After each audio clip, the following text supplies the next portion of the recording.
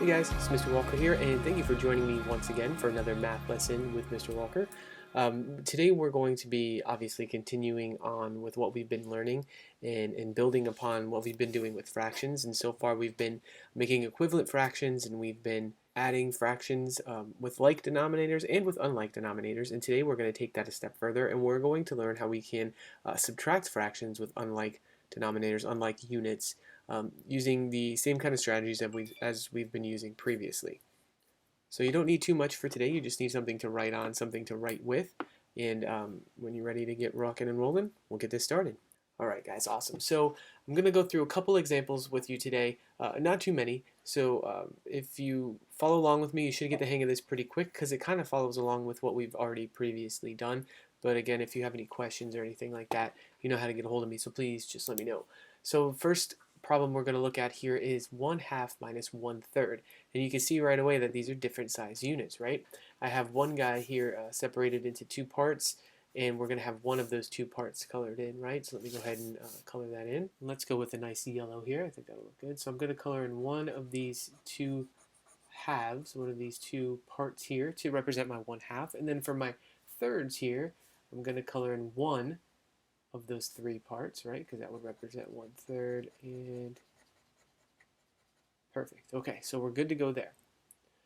So now what we want to do is we want to convert these to each other's units, right? We want to split that 1/2 into thirds as well, and we're going to split those thirds in half. And that's going to give us some like units that we can work with, and we can compare the numbers that way, and then we can subtract them. I'm going to go ahead and drag my thirds over here, drag my half over this way. Let's kind of line these up, make sure everything's good to go. And there we go. So now I've split those up, but now they have the same amount of units in them, right? I have 1, 2, 3, 4, 5, 6 over here, and 1, 2, 3, 4, 5, 6 over here. So that's good.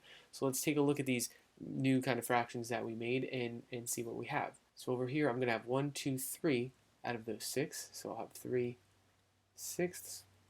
And we're going to be subtracting 1, 2, 2 out of the 6th. 2 of those 6th. So I have 3/6 minus 2/6. And now that my units are the same on the bottom, my denominators are the same, I could subtract. So 3 minus 2 will leave me with 1/6. If I wanted to illustrate that up here, it's going to be a little bit different than it was with the adding because I'm taking away these 2/6 from my 1/2 I had over here, which was my 3/6. So I'm just going to cross out 1, 2 of those 6, 2 of those 6 I crossed out. So that leaves me with 1/6, which is my answer here. Okay, cool. Let's take a look at another example. Okay, so for this one I have 1/3 here, and then I'll have 1/4 over here. 1/3 and 1/4. Perfect. And again, I'm going to combine those and make those like fractions, the like units. Okay, so I'm going to split my thirds into fourths, split my fourths into thirds, and here we go. I have 1, 2, 3, 4, 5, 6, 7, 8, 9, 10, 11, 12. 1, 2, 3, 4, 5, 6, 7, 8, 9, 10, 11, 12. So what are my two fractions that I'm going to have now? I'm going to have some equivalent fractions. These fractions are going to change. What are my new fractions going to be? What am I going to be subtracting? Right, this one's going to be out of twelfths, and I have 1, 2, 3, 4 out of 12, 4/12. This guy's going to be 3/12. I could subtract that. 4/12 minus 3/12 equal, let's see, I have 4/12 here, minus 1, 2, 3. That would leave me with just 1/12. So 1/3 minus 1/4 is equal to 1/12. Okay? You with me so far? Easy enough, right? Let's take a look at just one more example.